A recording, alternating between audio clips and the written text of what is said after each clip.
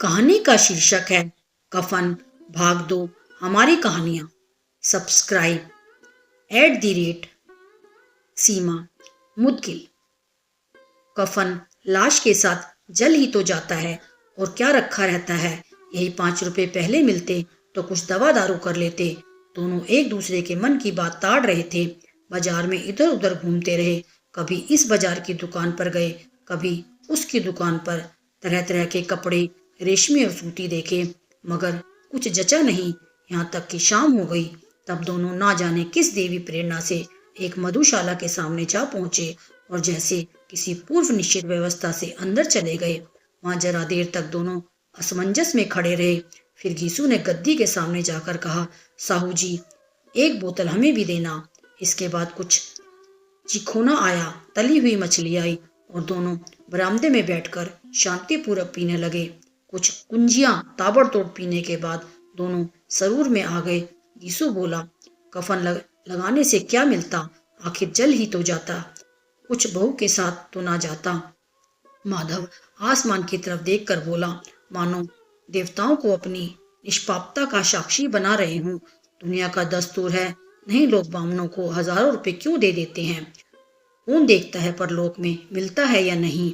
बड़े आदमियों के पास धन है, फूकें। हमारे पास फूकने को क्या है, लेकिन लोगों को जवाब क्या दोगे। लोग पूछेंगे नहीं कफन कहाँ है।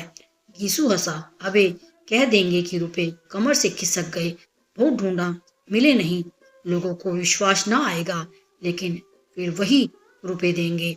माधव भी हंसा, इस अनपेक्षित सौभाग्य पर बोला, बड़ी अच्छी थी बेचारी, मरी तो खूब खिला पिलाकर। आधी बोतल से ज्यादा उड़ गई। गीसू ने 2 सेर पूरियां मंगाई, चटनी, अचार, कलेजियां। शराब खाने के सामने दुकान थी। माधव लपक कर 2 पत्तलों में सारे सामान ले आया। पूरा 1.5 रुपया खर्च हो गया। सिर्फ थोड़े से पैसे बच रहे। दोनों इस वक्त उस शान में बैठे पूरियां खा रहे थे जैसे जंगल में कोई शेर अपना शिकार उड़ा रहा हो। ना जवाबदेही का खौफ था, ना बदनामी की फिक्र। इन भावनाओं को उन्होंने बहुत पहले ही जीत लिया था। गीसू दार्शनिक भाव से बोला, हमारी आत्मा प्रसन्न हो रही है तो क्या उसे पुण्य होगा। माधव ने श्रद्धा से सिर झुकाकर तस्दीक की, जरूर से जरूर होगा। भगवान तुम अंतर्यामी हो, उसे बैकुंठ ले जाना। हम दोनों हृदय से आशीर्वाद दे रहे हैं। आज तो भोजन मिला, वह कभी उम्र भर ना मिला था। एक क्षण के बाद माधव के मन में एक शंका जागी। बोला, क्यों दादा, हम लोग भी एक ना एक दिन वहां जाएंगे ही। गीसू ने इस भोले भाले सवाल का कुछ उत्तर ना दिया। वह परलोक की बातें सोचकर इस आनंद में बाधा ना डालना चाहता था जो वहां वह हम दो लोगों से पूछे कि तुमने हमें कफन क्यों नहीं दिया तो क्या कहोगे। कहेंगे तुम्हारा सिर। पूछेगी तो जरूर, तो कैसे जानता है कि उसे कफन ना मिलेगा। तो मुझे ऐसा गधा समझता है।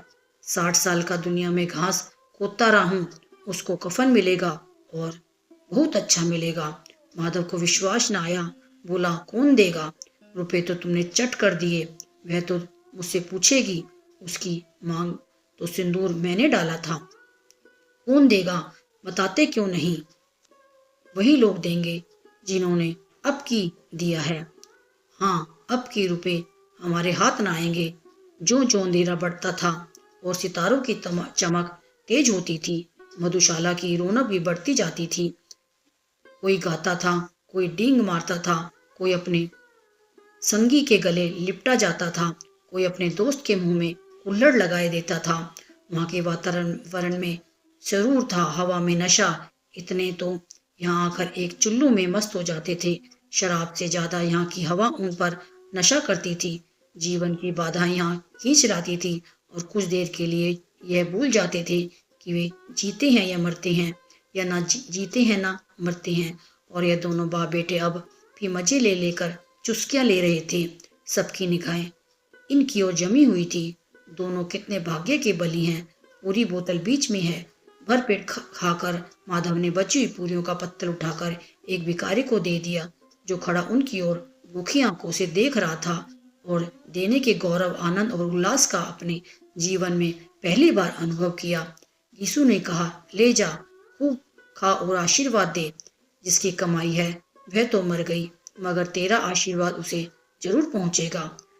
रोए रोए से आशीर्वाद दो, बड़ी गाड़ी, कमाई के पैसे हैं। माधव ने फिर आसमान की तरफ देखकर कहा, वह बैकुंठ में जाएगी दादा, बैकुंठ की रानी बनेगी। घीसू खड़ा हो गया और जैसे उल्लास की लहरों में तैरता हुआ बोला, हाँ बेटा, बैकुंठ में जाएगी। किसी को सताया नहीं, किसी को दबाया नहीं, मरते मरते तुम्हारी जिंदगी की सबसे बड़ी लालसा पूरी कर गई। वह न बैकुंठ जाएगी तो क्या ये मोटे मोटे लोग आएंगे जो गरीबों को दोनों हाथों से लूटते हैं और अपने पाप को धोने के लिए गंगा में नहाते हैं और मंदिरों में जल चढ़ाते हैं। श्रद्धालुता का यह रंग तुरंत ही बदल गया। अस्तित्वता की नशे की खासियत है। दुख और निराशा का दूर हुआ। माधव बोला, मगर दादा, बेचारी ने जिंदगी में बड़ा दुख भोगा, कितना दुख झेल कर मरी। वह आंखों पर हाथ रखकर रोने लगा, चीखे मार मार कर। गीसू ने समझाया, क्यों रोता है बेटा, खुश हो कि वह माया जाल से मुक्त हो गई, जंजाल से छूट गई। बड़ी भाग्यवान थी जो इतनी जल्द माया मोह के बंधन तोड़ दिए। और दोनों खड़े होकर गाने लगे, ठगनी क्यों नैना झमकावे ठगनी, पियकड़ों की आंखें इनकी ओर लगी हुई थी। और यह दोनों अपने दिल में मस्त गाए जाते थे। फिर दोनों नाचते रहे, उछलते भी, कूदे भी, गिरे भी, मटके भी, भाव भी बनाए, अभिनय भी किए और आखिर नशे में मदमस्त होकर वहीं गिर पड़े। तो दोस्तों, आपको यह कहानी कैसी लगी कमेंट करके ज़रूर बताएं।